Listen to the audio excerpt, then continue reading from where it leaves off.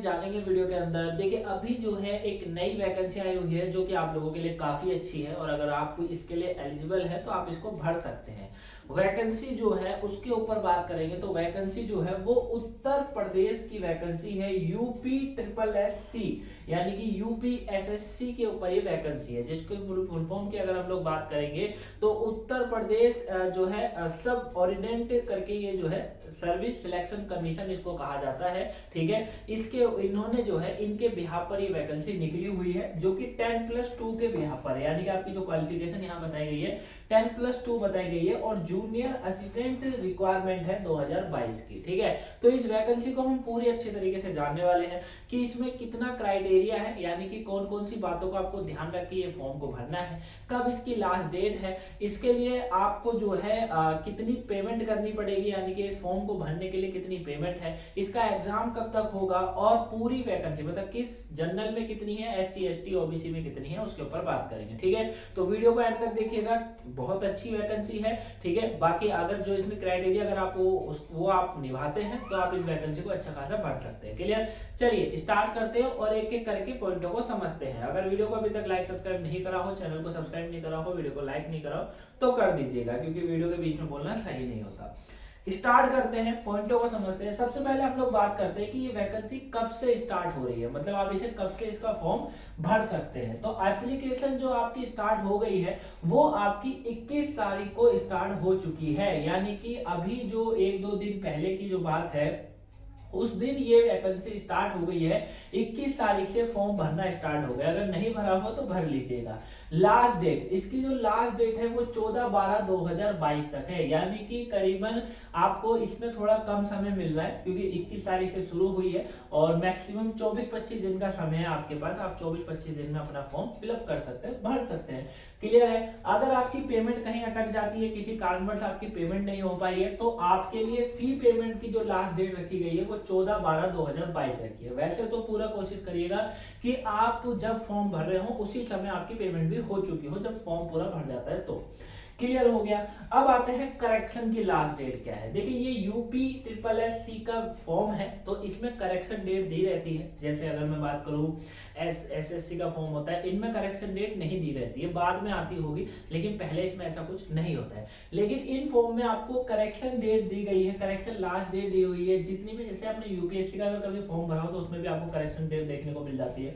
यहाँ पर भी जो करेक्शन की लास्ट डेट है, अगर मान लीजिए आपका कुछ करेक्शन करना है और आप कुछ भूल गए हैं, कुछ गलत फिल कर दिया, बाद में आपको पता चला कि हाँ यार फॉर्म में तो गलत हो गया, तो 21/12/2022 यानी कि पूरा एक महीना। देखिए 21 से स्टार्ट हो रहा है, 21/12 तक आप इसको फॉर्म के अंदर करेक्शन कर सकते हैं, यानी कि फॉर्म को फिल अगर गलत कुछ भर दिया हो आपने उसको आप कर सकते हैं। तो उसके लिए आपको टोटल 1 महीने का है, फॉर्म स्टार्ट होने से लेकर लास्ट के अगले महीने के 21 तारीख तक। क्लियर है। अब बात आती है सर हमें पेमेंट कितनी करनी पड़ेगी, पेमेंट का क्या प्रोसेस है। तो पेमेंट देखिए मैंने ये देखा कि पहली बार मतलब मेरे को ऐसा लगा कि हाँ बिल्कुल ठीक करा हुआ है, सबके लिए बराबर रखी हुई है और पेमेंट एक इतनी पेमेंट है कि जितने आप चाउमीन मोमोज खाते हैं रोज के, है ना, आप मोमोज में चाउमीन में ये पैसा फूक देते होंगे, खत्म कर देते होंगे, जो कि आपको नुकसान भी पहुंचाती है वो चीज। जब भी आप उसको खाते हैं तो 1 दिन ना खाएं, 2 दिन ना खाएं, जिसका जितना बजट हो 10 रुपए 20 रुपए, आपको जो पेमेंट करनी है वो 25 रुपए करनी है मात्र। कितने करनी है? 25 रुपए आपको पेमेंट करनी है मात्र। ठीक है, ये आपको याद रखना है। दूसरा है एससी एसटी ओबीसी वालों के लिए क्या है, सेम है भैया, कोई छूट नहीं है, 25 रुपए आप लोग भी पेमेंट करोगे। जनरल ओबीसी ईडब्ल्यूएस 25 रुपए, एससी एसटी 25 रुपए।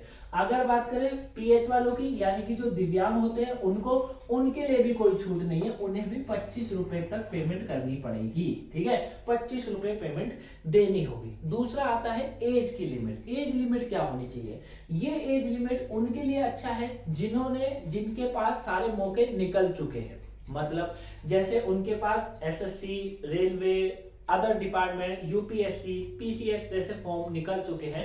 अब उनकी एज हो गई है ज्यादा, वो हो चुके हैं 35-36 साल के, तो वो क्या कर सकते हैं, वो मिनिमम और मैक्सिमम एज का जो रिक्वायरमेंट है वो 18 से 40 वर्ष का है। यानी कि अगर आपकी आपकी एज 18 से 40 साल के बीच में है तो आप इस फॉर्म को भर सकते हैं। 18 वाले तो भरेंगे ही, लेकिन जिन्हों को कोई भी फॉर्म अब नहीं है, हार ना माने, एक फॉर्म आपके लिए आ गया है, 40 साल की एज वाला फॉर्म है, आप इसे भर सकते हैं अगर आप 40 साल के हैं तो। अगर इससे ऊपर हो गया है तो फिर आपको यात्राएं करनी चाहिए, वो ज्यादा अच्छा होगा, फिर एग्जाम कोई बचते नहीं। वैसे देखिए गवर्नमेंट सर्विस का होता क्या है, गवर्नमेंट सर्विस का एक सिंपल सा रूल है, गवर्नमेंट सर्विस का ही नहीं, हर एक चीज का एक सिंपल सा रूल होता है कि आप जो है किसी भी कार्य को जब करते हैं तो उसमें मैक्सिमम आप 5 से 7 साल लगाइए। ठीक है, कितना, अगर आप किसी भी चीज को करते हैं, चाहे आप बिजनेस करने की सोच रहे हैं, चाहे आप एजुकेशन में अपना जो है गवर्नमेंट सर्विस पाने की सोच रहे हैं, या आप किसी भी चीज में अपना करियर बनाने की सोच रहे हैं, तो मैक्सिमम उसमें ये लगा लीजिए कि 5 से 7 साल आपको उसमें दे देने हैं।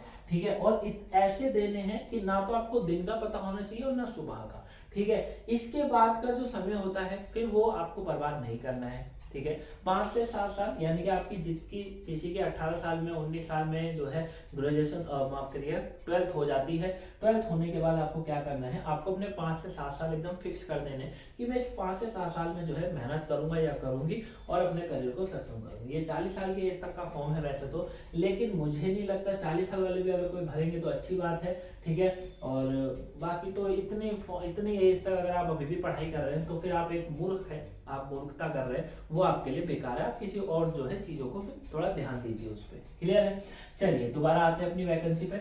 तो अब बात करते हैं सर पोस्ट क्या होगी, आपने पोस्ट के बारे में कुछ भी नहीं बताया, पोस्ट क्या है। तो पोस्ट है भैया आपकी जूनियर असिस्टेंट की, किसकी, जूनियर असिस्टेंट की आपकी जो है पोस्ट इसमें खाली पड़ी हुई है, जिसमें टोटल वैकेंसी है 1262। कितनी है, 1262 वैकेंसी टोटल इसमें है। ठीक है, अब यहाँ पर जो एक चीज आ जाती है जो अभी वीडियो छोड़ के चले जाएंगे, वो है एलिजिबिलिटी। एलिजिबिलिटी का मतलब होता है यानी कि आपके पास इसके बिहाफ पर क्वालिफिकेशन होना बहुत जरूरी है।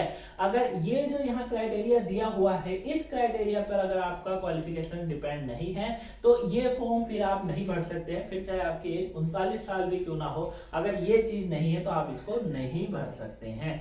क्या है, चलिए जानते हैं। सबसे पहला है UPSSC PET 2021 स्कोर कार्ड, यानी कि आपके देखिए उत्तर प्रदेश में एक PET करके एक पेपर होता है।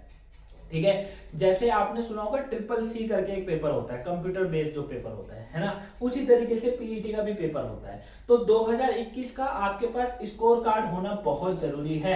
आपके पास अगर वो स्कोर कार्ड है तो आप भर सकते हैं, पहला स्टेप। दूसरा स्टेप, आपके पास 10+2 यानी कि 10वीं और 12वीं का सर्टिफिकेट होना चाहिए, चाहे वो किसी भी बोर्ड से हो। आप कोई भी बोर्ड आपने कर रखा हो, Uttar Pradesh board, Uttarakhand board, Haryana board, Delhi board, CBSE, कोई भी, सबका चलेगा। लेकिन आपके पास इसके साथ साथ CCC वाला पासिड वो जो है सर्टिफिकेट होना बहुत जरूरी है।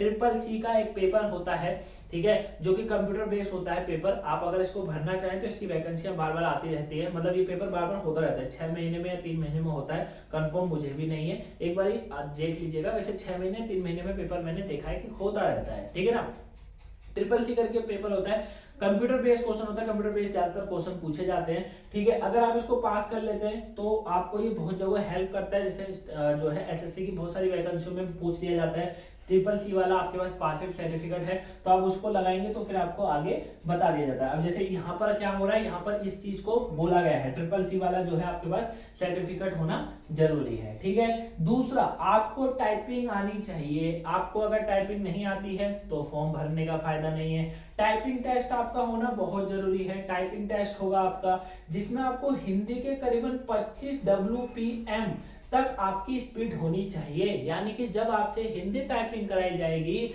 तो आपकी 25 जो है वर्ड पर क्या है मिनट, WPM 25 वर्ड पर मिनट की स्पीड आपकी होनी चाहिए। क्लियर हो गया, यानी कि वर्ड पर मिनट आपकी स्पीड जब 25 होगी तो आप हिंदी वाले टेस्ट में पास हो जाएंगे। इंग्लिश वाले टेस्ट में है 30 वर्ड पर मिनट का हिसाब, यानी कि WPM। अगर आपकी पर वर्ड मिनट 30 है इंग्लिश की टाइपिंग में तो आप इंग्लिश में पास हो गए, तो ये वाला तो आपका क्राइटेरिया हो गया पूरा। नहीं हुआ है तो फॉर्म मत फिल करिएगा, फिर आपका कोई फायदा नहीं है। अब आते हैं सर कौन सी कास्ट में कितनी कितनी वैकेंसियां बांटी हुई हैं, जनरल को क्या है। तो जूनियर असिस्टेंट की वैकेंसी है, ये मैंने समझा दिया। 1262 वैकेंसियां निकली हुई हैं। 1262 वैकेंसी जो है इसमें टोटल पोस्ट है कितनी है भैया, टोटल पोस्ट है ये इसकी, ये आपको याद रखना है, यानी कि हम इसको टोटल वैकेंसी भी बोलेंगे। साथ में जनरल के लिए 515 वैकेंसियां खाली हैं। जनरल को जो है 515 वैकेंसियों में बांटा हुआ है, यानी कि जनरल जो है बच्चे वो 515 हैं, 15 वैकेंसियां हैं उनके लिए। ईडब्ल्यूएस यानी कि ईडब्ल्यूएस जो है उसके लिए 125 वैकेंसियां हैं। ओबीएस ओबीसी के लिए जो है 338 है, एससी के लिए जो है 257 है और एसटी के लिए 27 है। कुल मिलाकर बनती है 1262 वैकेंसी जो कि इस पोस्ट में खाली है। क्लियर है। तो ये जो है आपकी इन सब के लिए ये आपका फॉर्म भरते समय इस बातों को ध्यान में रखते हुए आपको भरना है, फॉर्म को आपको फिल करना है, तब आपका फॉर्म भरा जाएगा। क्लियर है। 65 नंबर के करीब जो है आपका एग्जाम होने वाला है, जो कि ठीक है 65 नंबर का आपका एग्जाम होगा, ये याद रखिएगा। सिलेबस आपको मैं जल्दी से जो है टेलीग्राम पर दे दूंगा, सिलेबस जो है इसका टेलीग्राम पर मिलेगा बच्चा, ठीक है। सिलेबस की जो पीडीएफ मिलेगी वो टेलीग्राम पर मिल जाएगी आपको। टेलीग्राम का लिंक डिस्क्रिप्शन बॉक्स में है, वहां से हमें जो है ज्वाइन कर लीजिएगा। वहां पर मैं आपको इसके सिलेबस की लिस्ट दे दूंगा, पूरा पीडीएफ दे दूंगा। होता तो मैं वीडियो में बता देता, लेकिन मुझे नहीं लगता बताना कोई सही है। आप वहां से पढ़ लीजिएगा और अपने सर पे कर लीजिएगा। 3 चीजें आपको मस्ट होनी चाहिए, सामान्य ज्ञान आपका अच्छा हो, हिंदी में आपकी पकड़ अच्छी होनी चाहिए, हिंदी का पेपर आपका मस्ट होगा, ठीक है। और आपको सामान्य जीके वीके जो है ये अच्छे से आना चाहिए, तब आप इस पेपर को अच्छे से कर पाएंगे, ठीक है बच्चा। तो ये पूरा था। आई होप आप इसे अच्छे से जाने होंगे कि वैकेंसी आपको भरनी है नहीं भरनी है, अब आप अपने हिसाब से देख लीजिएगा। साथ में एक क्वेश्चन होता है कि बुक कौन सी पढ़े। मेरा हर बार एक ही आंसर होता है, आपके घर में जो बुकें पड़ी हैं वो सर्वश्रेष्ठ हैं, वो दुनिया की वो बुकें हैं जो आपको सिलेक्शन को पार करवाएंगी, यानी कि एग्जाम क्रैक करवाएंगी। नई बुक लाने की कोई जरूरत नहीं है। अच्छे से जो घर में बुकें पड़ी हुई हैं उसको पढ़िए, जो आपने कंपटीशन के लिए खरीदी हुई है उसी में से हमेशा आता है। क्लियर है। तो आई होप आप इस जो है वैकेंसी को अच्छे से जाने होंगे और आपको वीडियो पसंद आई होगी। पसंद आई तो वीडियो को लाइक सब्सक्राइब शेयर जरूर करिएगा, और कुछ डाउट्स हुआ हो कमेंट बॉक्स में, टेलीग्राम पे, दोनों जगह पूछ सकते हैं, ठीक है। मिलेंगे जब तक के लिए नेक्स्ट वीडियो में। अगर कोई वीडियो आज की नहीं देखी हो, सुबह की वोकैबुलरी हो, 2 बजे वाला टॉपिक हो, सब देख लीजिएगा, पेपर के पॉइंट ऑफ व्यू से सब कुछ इंपॉर्टेंट है। मिलेंगे नेक्स्ट वीडियो में, तब तक के लिए thank you for watching guys, have a nice day. Thanks for watching, और वीडियो को लाइक सब्सक्राइब शेयर दबा के करिएगा। Thank for watching.